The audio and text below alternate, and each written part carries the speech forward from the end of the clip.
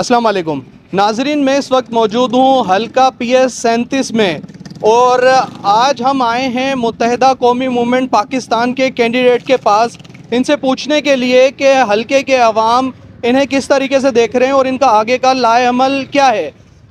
नाजरीन, बताता चलूँ कि MQM पाकिस्तान ने नवाब शाह में MPA का जो टिकट है वो दिया है सैयद सज्जाद हुसैन शाह साहब को, और ये हैं काजिम शाह साहब के बेटे।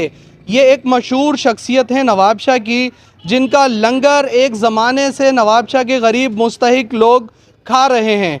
तो अब देखा ये जाएगा कि इलेक्शन में लोग इनका किस तरीके से साथ देते हैं, क्योंकि ये इस वक्त कैंडिडेट हैं मुत्तहिदा कौमी मूवमेंट पाकिस्तान के। नाजरीन, हम इस वक्त मौजूद हैं MQM के जो कैंडिडेट हैं MQM पाकिस्तान के सैयद सज्जाद साहब के साथ, और हम इनसे पूछेंगे कि इनका आगे का लाएअमल क्या है और जो कुछ सवालात हैं आवाम के वो भी हम इनसे पूछेंगे। जी अस्सलाम वालेकुम। वालेकुम सलाम। सर, क्या हाल है? अल्लाह का शुक्र जी, अल्हम्दुलिल्लाह अल्हम्दुलिल्लाह। अच्छा सर, हमारा सवाल ये है सबसे पहले कि आप सियासत में किस तरीके से आए? सियासत में मैं अपने वालिद साहब की तरफ से सियासत में आया। मेरे वालिद साबिक सूबाई वज़ीर रह चुके हैं और कौमी और सूबाई असम्बली के इलेक्शंस में हिस्सा ले चुके हैं। 93 के इलेक्शन में आसिफ अली जरदारी का मुकाबला किया था उन्होंने और 4000 वोटों से रह गए थे।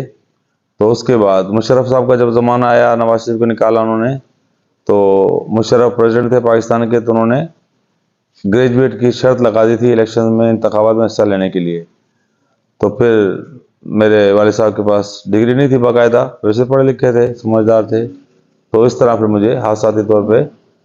सर, पहली पार्टी आपकी MQM थी या इससे पहले किसी? पार्टी मेरी MQM थी। 86 की बात है, कोई तकरीबन 40 साल 38 साल हो गए। 86 से 93 तक हम MQM में रहे। उसके बाद कुछ रियासती इदारों का प्रश्न शुरू हो गया तो हमने किनारा कर लिया था।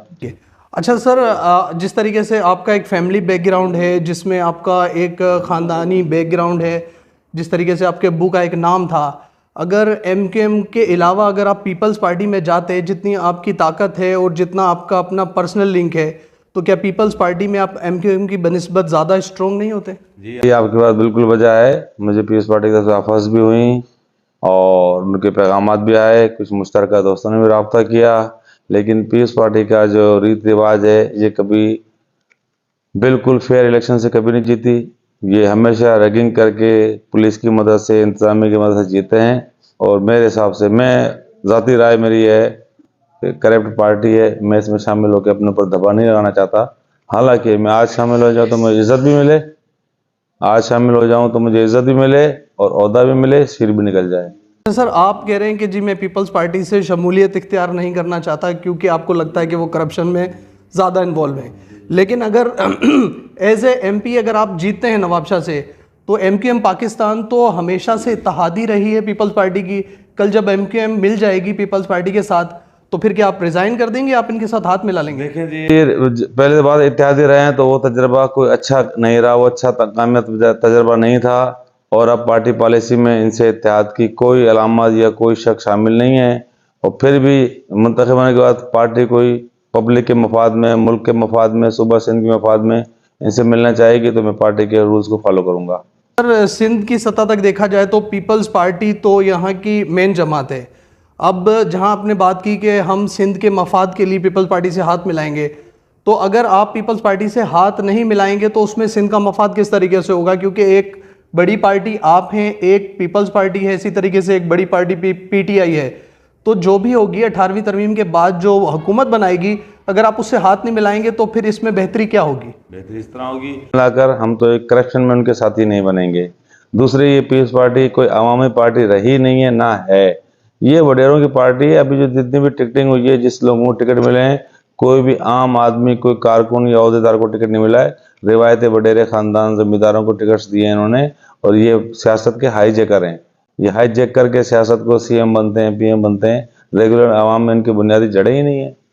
सर, जिस तरीके से MQM हमेशा टिकट देती थी ज़्यादातर ऐसे लोगों को जो गरीब होते थे, रेडी वाले होते थे, आपका बैकग्राउंड एक फैमिली बैकग्राउंड बहुत बड़ा बैकग्राउंड है, आप खुद एक बहुत ज़्यादा पैसे वाले अच्छे खाते पीते शख्स हैं, आपको जो MQM ने टिकट दिया है तो वो भी तो कहा जाए तो एक सरदार के बेटे को टिकट दिया गया है। ऐसी बात बिल्कुल नहीं है।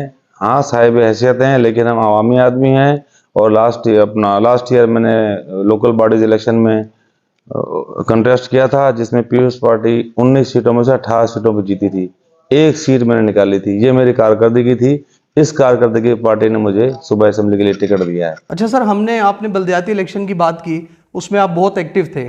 आपको देखा गया कि पूरे नवाबशाह में आप मुतहरिक थे, लेकिन जब आप लोगों का उनसे कुछ सिलसिले चले तो आप सुप्रीम कोर्ट तक चले गए। सवाल यह है कि आप अपनी पार्टी के लिए और अपने लिए सुप्रीम कोर्ट तक गए, लेकिन मफाद आमा के लिए, नवाबशाह के शहरियों के लिए कभी एहतजाज में एमक्यूएम नज़र नहीं आई हमें।